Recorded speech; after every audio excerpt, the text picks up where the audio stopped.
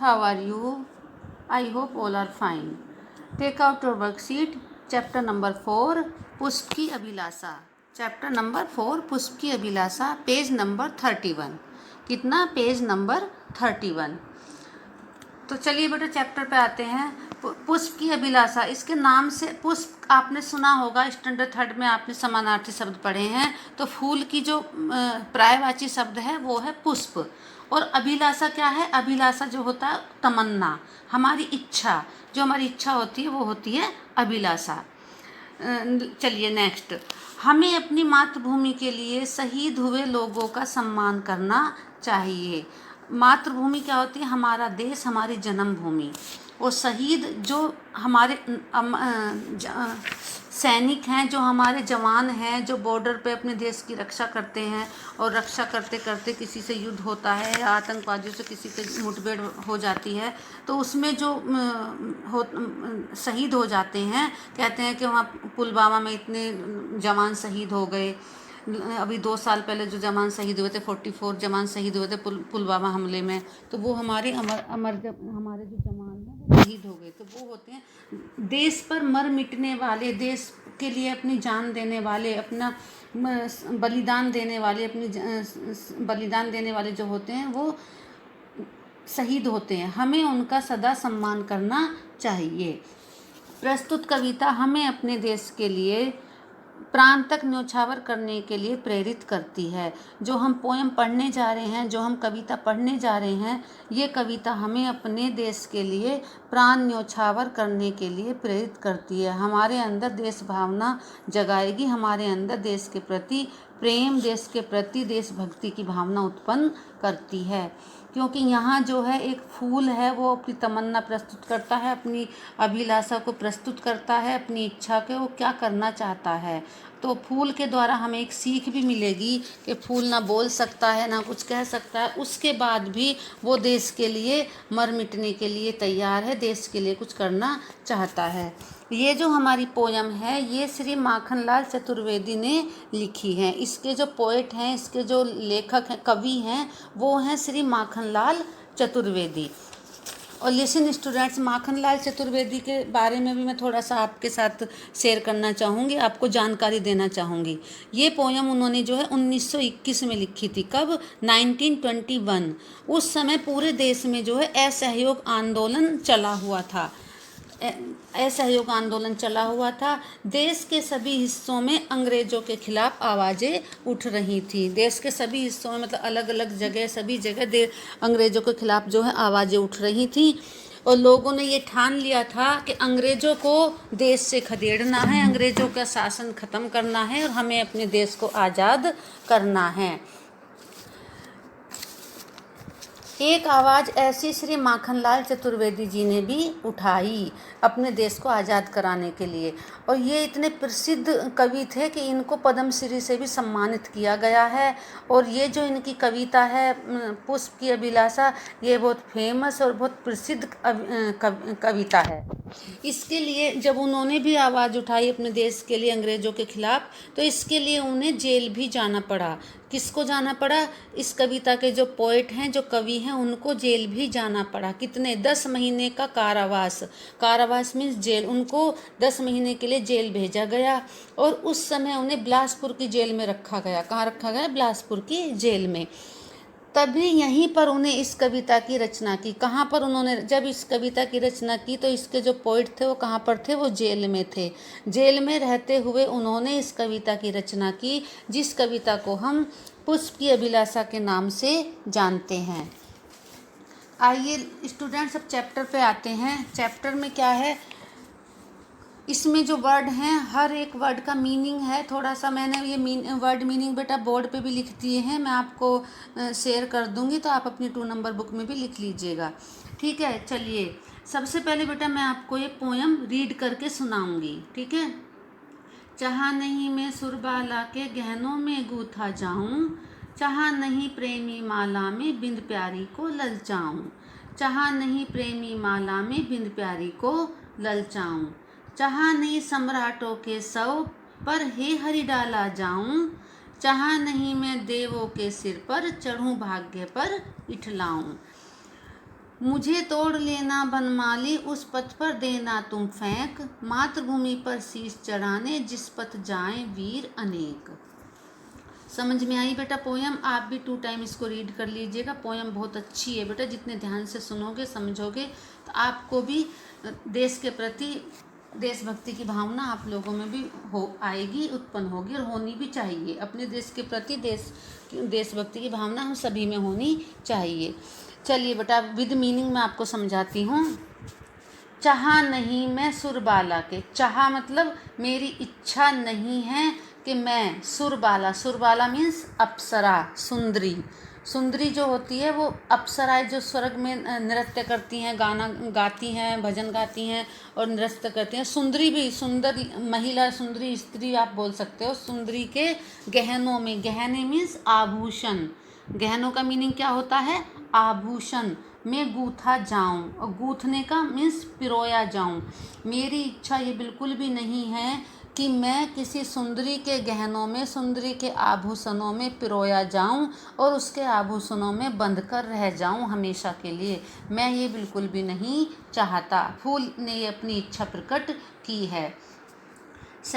Third line पे आते हैं। चाहा नहीं प्रेमी माला में, बिंद प्यारी को ललचाऊं। मेरी चाहना प्रेमी माला में, बेटा आप लोग शादी ब्याह में, शादियों में जाते हो तो शादियों में वहाँ जयमाला का एक प्रोग्राम होता है, और उस जयमाला में जो है दूल्हा जो है दुल्हन को जयमाला डालती है, और जयमाला का प्रोग्राम होता है। तो ये जो फूल है उस जयमाला की ही बात कर रहा है। या आपने देखा होगा, हम किसी से मिलने जाते हैं, किसी की शादी में जाते हैं तो भी हम फूलों के बुग्गे या फूल देते हैं। किसी से फ्रेंडशिप करते हैं बड़े लोग तो भी फूलों के बुग्गे वगैरह या गुलाब का फूल वगैरह दिया जाता है। लेकिन फूल की इच्छा ये भी नहीं है, फूल बिल्कुल भी नहीं चाहता कि मैं किसी प्रेमी माला के, किसी प्रेमी के माला में बिंद प्यारी को ललचाऊं। चाहा नहीं प्रेमी माला में बिंद प्यारी को ललचाऊं। मेरी इच्छा ये भी नहीं है कि मैं किसी प्रेमी की जयमाला में बांधा जाऊं। बिंधना मतलब धागे से बांधना, बिंधना धागे से बांधना। और मैं प्रेमी को, प्यारी को ललचाऊं। प्यारी कौन होता है? उसकी प्रेमिका होती है। मेरी इच्छा ये भी नहीं है कि मैं किसी प्रेमी की माला में बांधा जाऊं और प्यारी को ललचाऊं, उसकी प्रेमिका को ललचाऊं। मेरी इच्छा ये भी नहीं है। तो फूल की इच्छा ये भी नहीं है। नेक्स्ट लाइन पे आते हैं बच्चों। चाहा नहीं सम्राटों के सौ पर, हे हरि डाला जाऊं। फूल फिर कहता है, चाह मेरी चाहना, सम्राटों मतलब जो बड़े बड़े राजा महाराजा होते थे, तो वो राजा महाराजा जो होते हैं उनको सम्राट कहते हैं। सौ मतलब मृत शरीर, डेड बॉडी, ठीक है।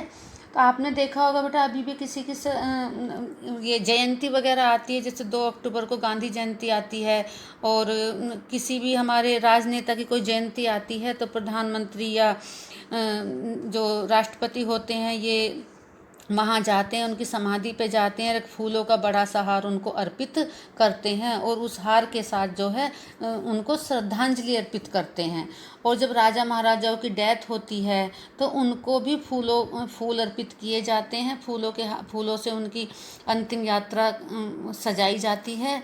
तो फूल कहता है कि मुझे महाराजाओं के शव पर भी नहीं डाला जाना है। मैं वहाँ नहीं जाना चाहता। मैं नहीं चाहता कि मैं सम्राटों के शवों पर चढ़ाया जाऊं।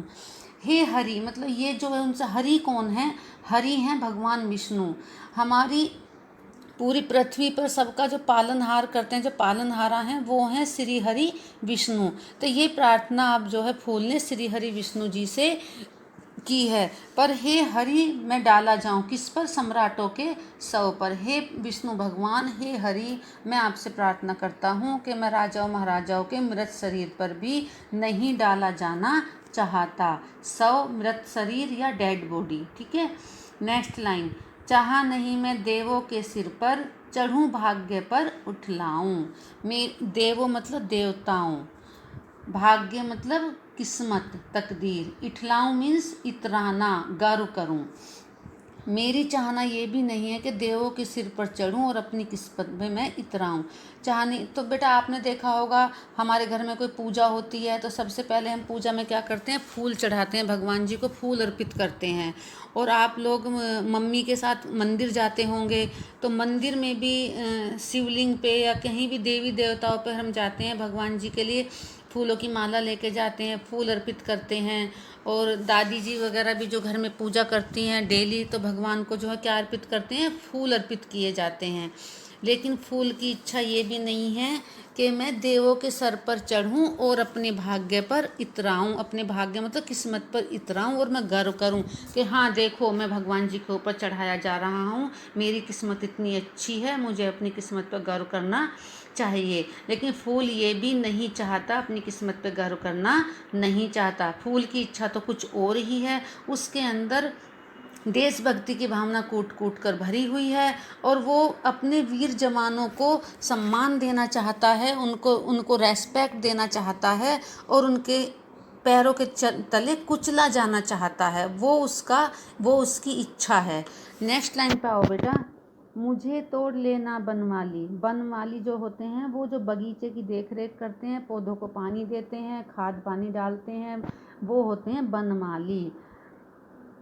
हम कॉमन भाषा में हम उनको ओनली माली बोलते हैं, ठीक है। मुझे तोड़ लेना बनमाली, उस पथ पर देना तुम फेंक। पथ मीन्स रास्ता, तो किसके पथ पर फेंक देने वाली बात कर रहा है फूल।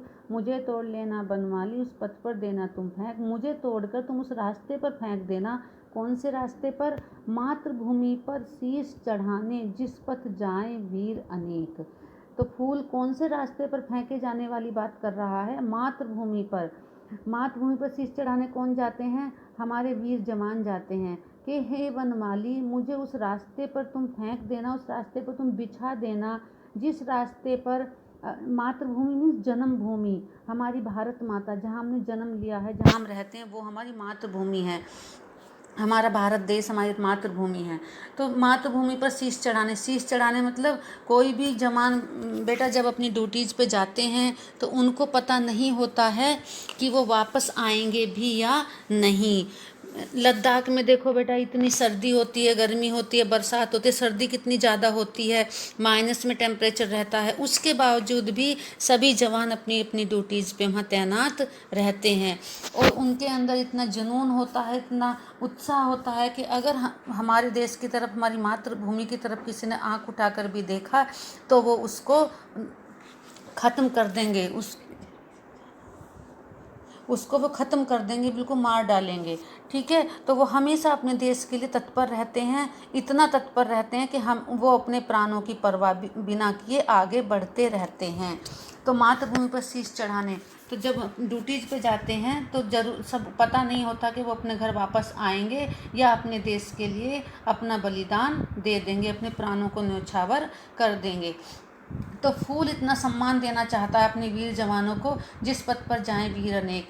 हे वनमाली, मुझे उस रास्ते पर तुम बिछा देना जिस रास्ते पर मेरे देश, मेरी मातृभूमि पर शीश चढ़ाने के लिए, मेरी मातृभूमि पर बलिदान होने के लिए हमारे वीर जवान जाते हों। मैं उन वीर जवानों के पैरों के नीचे कुचला जाना चाहता हूँ, और मैं चाहता हूँ कि मेरे देश के वीर जवानों के पैरों में कोई कंकर ना लगे, कोई कांटा ना लगे, इसलिए मैं उनके पैरों में बिछ जाना चाहता हूँ। और यही मेरे जीवन का लक्ष्य है, और मैं उनको, अपने सैनिकों को इतना सम्मान देना चाहता हूँ, तो मेरा जीवन उनके पैरों के नीचे कुचलकर पूर्ण हो जाएगा, मैं अपने देश के लिए कुछ कर सकूँगा, ठीक है। लिसन स्टूडेंट्स, ज़रूरी नहीं है कि बेटा सभी जाके वहाँ बॉर्डर पे लड़ाई करें, बॉर्डर पे युद्ध करें, और बहुत तरीके होते हैं हमें अपने देश की सेवा करने के लिए, बहुत से साधन होते हैं अपने देश की सेवा करने के लिए, अपनी देशभक्ति दिखाने के लिए, देश के लिए काम आने के लिए। बेटा कुछ सैनिक ऐसे होते हैं जिनकी जो है आर्थिक कंडीशन बहुत अच्छी नहीं होती, वो अकेले होते हैं अपनी फैमिली में कमाने वाले, और वो वहाँ शहीद हो जाते हैं बॉर्डर पे युद्ध में लड़ते लड़ते। कई बार उनके बच्चों के एजुकेशन के लिए फाइनली फाइनेंस की कंडीशन अच्छी नहीं होती, फाइनेंस की दिक्कत आती है, तो हम किसी भी रूप में अगर हम उस काबिल हैं, हम उसमें अवेलेबल हैं उस लायक, तो हम उनकी फ़ीस, उनकी एजुकेशन का खर्चा हम कर सकते हैं, उनकी आर्थिक मदद हम कर सकते हैं। और अब तो जमानों के नाम से वो भी खोले गए हैं, ऐप भी बनाए गए हैं, तो हम किसी न किसी आर्थिक रूप से उनकी मदद कर सकते हैं। ये भी हमारी एक देश के लिए सेवा होगी, क्योंकि सब तो वहाँ जाकर लड़ते नहीं हैं, सब जाकर युद्ध नहीं करते हैं। ठीक है बेटा, तो इस पोयम से एक फूल की अभिलाषा को जानकर, फूल की इच्छा को जानकर, हम तो जीते जागते इंसान हैं। जब फूल अपने को देश के लिए समर्पित करना चाहता है, तो बेटा हमें भी मन में ये होना चाहिए कि हम भी किस तरह से अपने देश के लिए काम आ सकते हैं और अपने देश की सेवा के लिए हम क्या कर सकते हैं। ओके, चलिए बेटा, अब जो है चैप्टर की जो पिक्चर है उस पर हम आते हैं। तो ये शुरू में मैंने आपको ओरल, अब थोड़ा सा और शॉर्ट करके आपको मैं समझा देती हूँ। चाहा नहीं मैं सुरबाला के गहनों में गूथा जाऊँ, चाहा नहीं प्रेमी माला में बिन प्यारी को ललचाऊँ। ये जो है सुरबाला बैठी हैं, ये अप्सरा बैठी हैं, इन्होंने बालों में भी फूल लगाए हैं और हाथों में भी फूल लगाए हैं और गले में भी फूलों का हार पहना है। ठीक है, तो फूल नहीं चाहता कि मैं इनके गहनों में गुथ कर रह जाऊं, मेरा जीवन इनके गहनों तक ही सीमित रह जाए। आगे है बेटा, आगे ये एक गर्ल्स खड़ी हैं, ये मतलब खड़ी हैं एक लेडीज, इनके हाथों में फूल है। तो ये कौन है? चाहा नहीं प्रेमी माला में बिन प्यारी को ललचाऊं। ये माला बनाने के लिए इन्होंने फूल लिए हैं, तो फूल ये भी नहीं चाहता कि मैं किसी प्रेमी के माला में गूथा जाऊं, बिन प्यारी को ललचाऊं।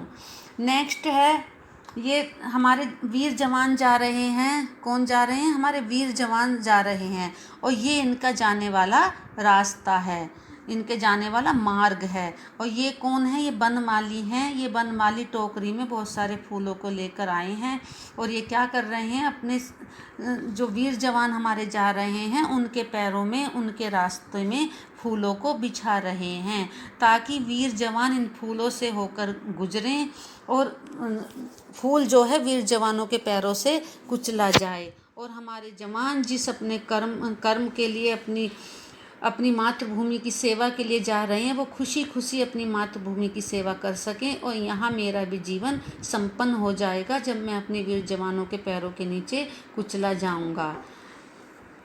तो मुझे उम्मीद है कि बेटा सब स्टूडेंट्स को पोएम समझ में आई होगी, सारा कुछ मीनिंग समझ में आया होगा।